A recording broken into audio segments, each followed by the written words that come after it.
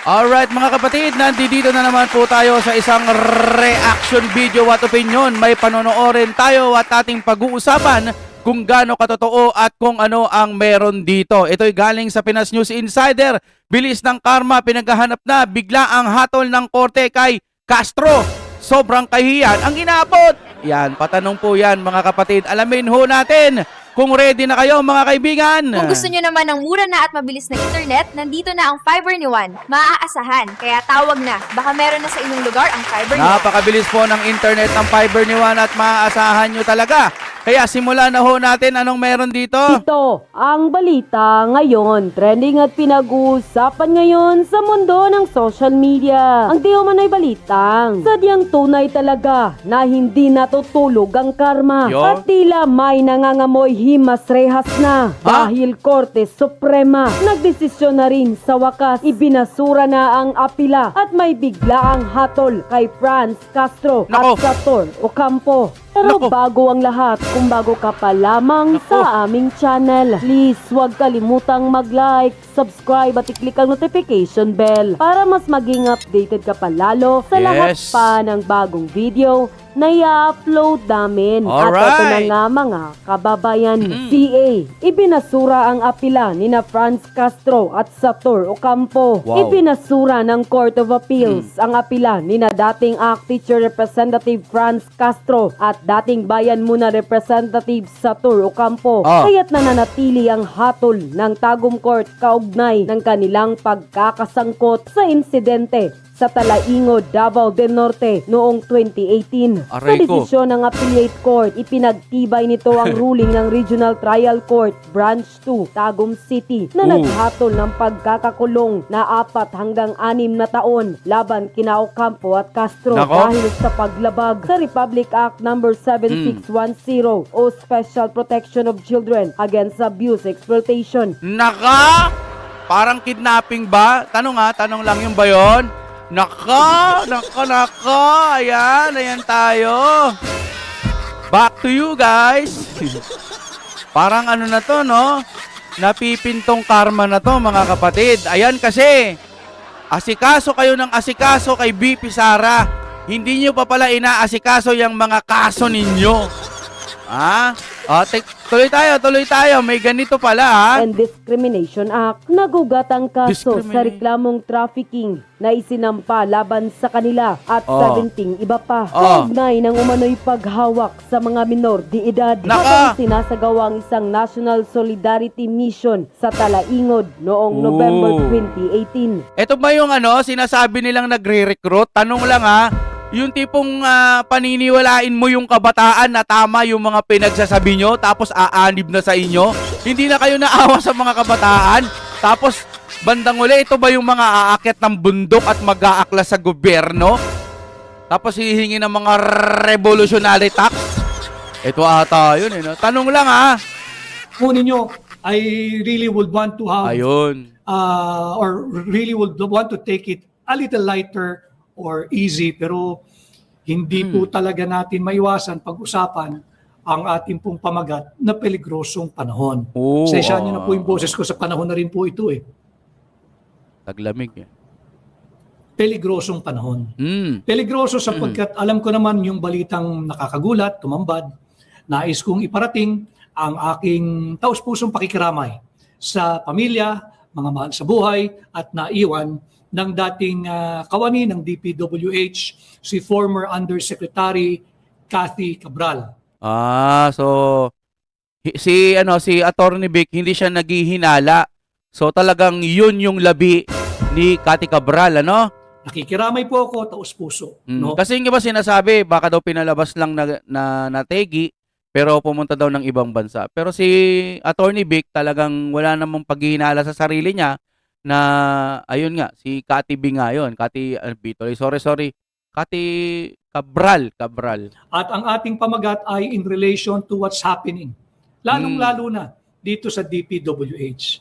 Marami po ang spekulasyon sa tunay na kadahilanan ng pagkawala o pagkasawi ni dating USEC DPWH USEC Cathy Cabral. Ayun nga. But let's just hope na magkakaroon ng totoong linaw at totoong investigation, ano yung circumstances surrounding her death, whether it's untimely demise, kung ano man, but respetuhin mo natin siguro muna yung katahimikan ng pamilya at umasa tayo na mayroon pang mas maraming higit.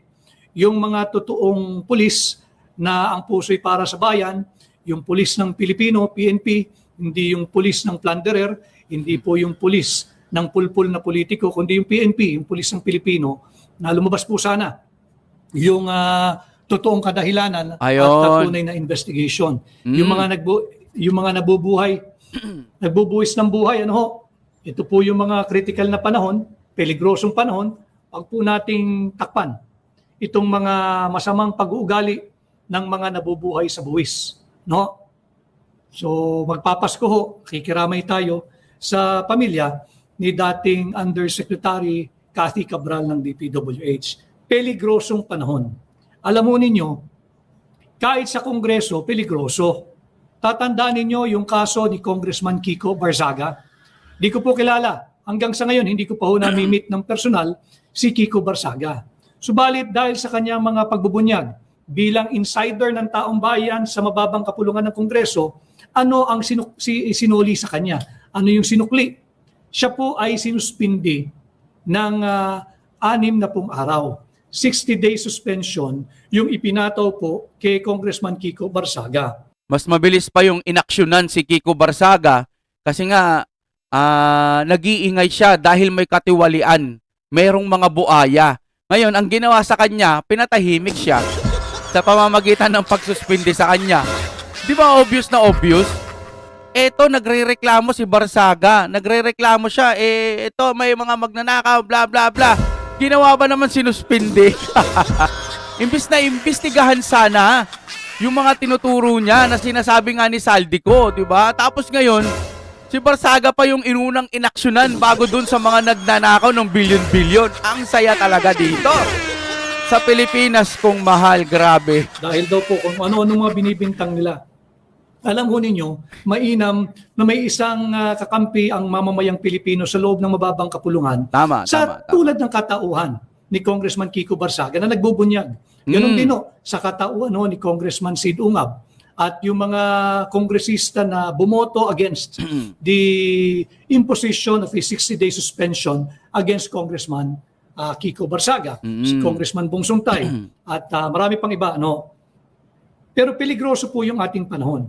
Kung nagagawa nila ito sa isang incumbent member of the Legislative Department of the lower house of Congress, kay Kiko Barzaga, ito pong nangyari kaya nasirang Undersecretary Cathy Cabral na tumambad po sa ating lahat kagabi, bago po maghating gabi.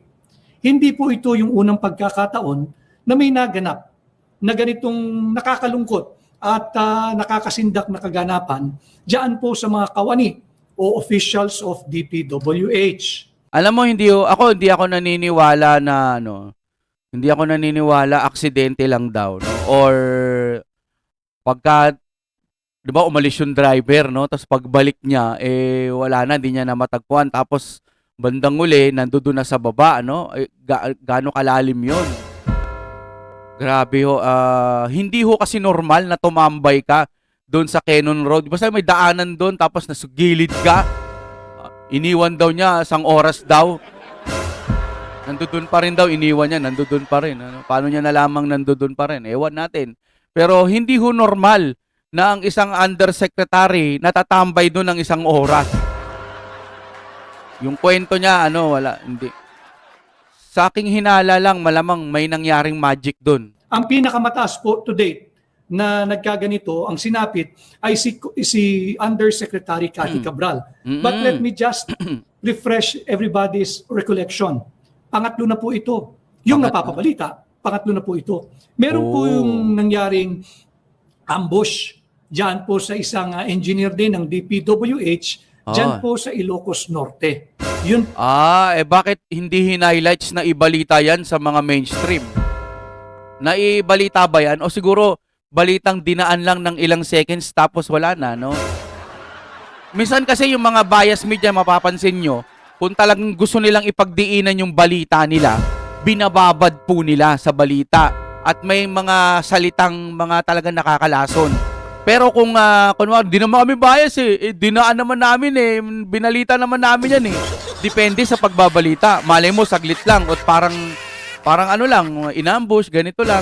Pero next balita agad, no? Hindi katulad na kapag gusto nilang ipagdiinan, halimbawa, o Davao City, inaambush kunwari sa ganito, Davao City, kalaban ng ng taga-kabila, malamang i-highlights nila ng i-highlights yun, no? Bababarin nila yun, pasasamain nila yun. Ganon ang mga bias media. Kaso nga lang, ito may na-ambush daw pala. Parang ngayon ko lang narinig hindi pumutok yung balita, di ba? Oh. Malamang baka hindi binalita o kaya sinaglitan lang na parang hindi importanteng balita. Na parang may nasagasaan lang sa ganito, tapos change topic agad ng balita. Baka gano'n, O yung nauna, yung ambush sa isang engineer ng Department of Public Works and Highways diyan po sa Ilocos Norte. Nakikiramay din po tayo, bagamat huli na sa mga naiwan ng engineer na yon. Meron din pong nangyari sa Sorsogon. Yung Sorsogon naman ganun meron din. pa. Hindi para sa akin hindi malinaw yung cause of death. Nung civil engineer po ng DPWH Sorsogon, ito po yung chairman ng Bids and Awards Committee. Grabe, so pangatlo na po itong nangyayari kay Jose Cathy Cabral. Peligrosong panahon. Bakit po natin kinakailangan pag-usapan ito? Sapagkat napakarami pa pong nanganganib ang buhay. Yung mga lehitimong kritiko, yung legitimate dissenters of this corrupt and bankrupt Marcos Jr. administration, katulad ko po, hindi po tayo nakakatiyak sa ating kaligtasan. Nako. Kanya dapat natin itong pag-usapan. Subalit pag-usapan muna natin yung mga kagaya niyan, opisyal at kawani ng DPWH o di kaya yung mga kawani na may kinalaman sa delivery ng mga mali-malitang pera. Hindi ba't nagpahayag si dating Congressman Zaldico? Yung statement po ni Zaldico, may ituturing po yung direct evidence. May tuturing po yung direct testimony. Ang problema lang talaga, meron pong abogado si dating Congressman Zaldico, and these are all good lawyers. Ang pinagdidiskursuhan lang natin dito so you can form your own independent and principled opinion on the matter.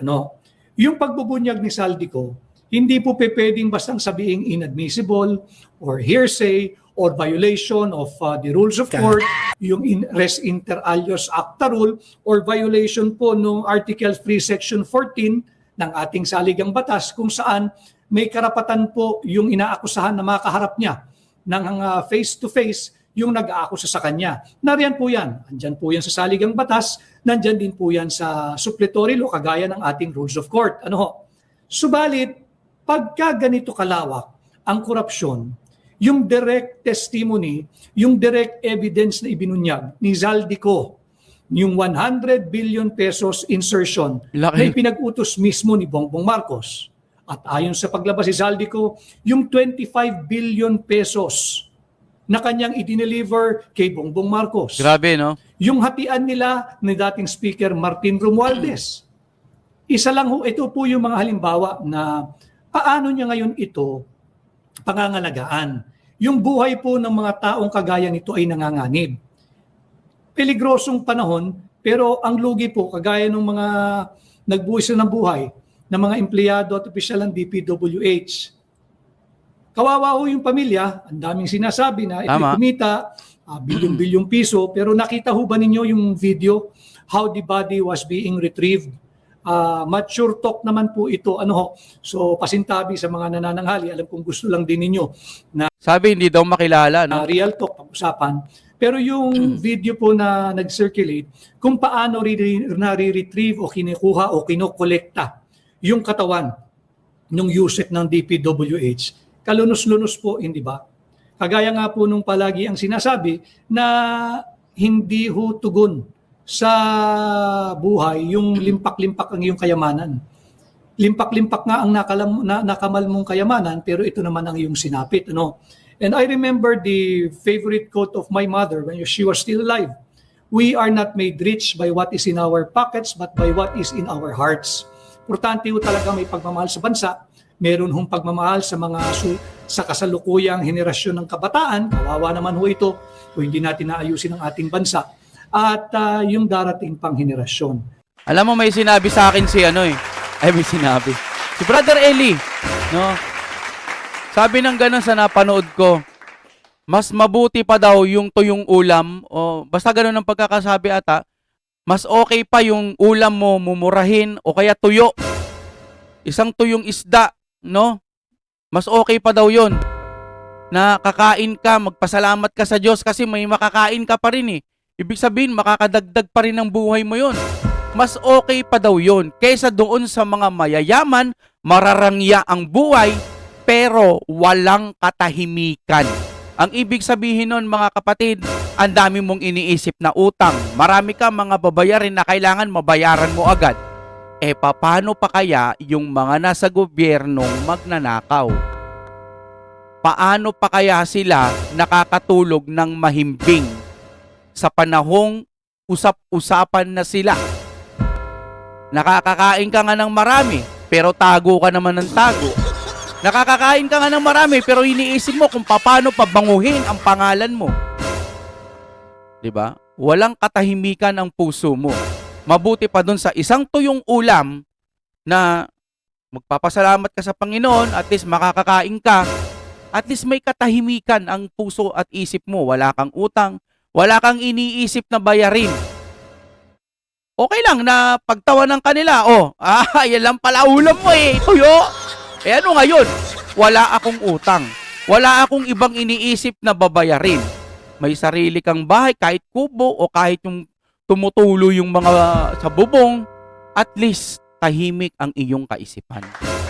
Diba mga kapatid? Kaya mag-like ka na. Okay, hanggang dito na lamang. So maraming salamat sa inyong panonood. Kung gusto nyo yung mga katulad ng ganitong vlog, mga kapatid, pwede po kayong mag-like and subscribe. At pinaka-importante talaga yung like, kasi ang ating channel ay dating ex-pro na naging Deng TV. Kaya tulungan nyo po akong i-heal ang aking channel para mabalik po yung algorithm. Maraming salamat po sa inyong panonood. And break it down, yo. Sana yung outro natin? Maganda may outro tayo. Oh my God, we'll be back again.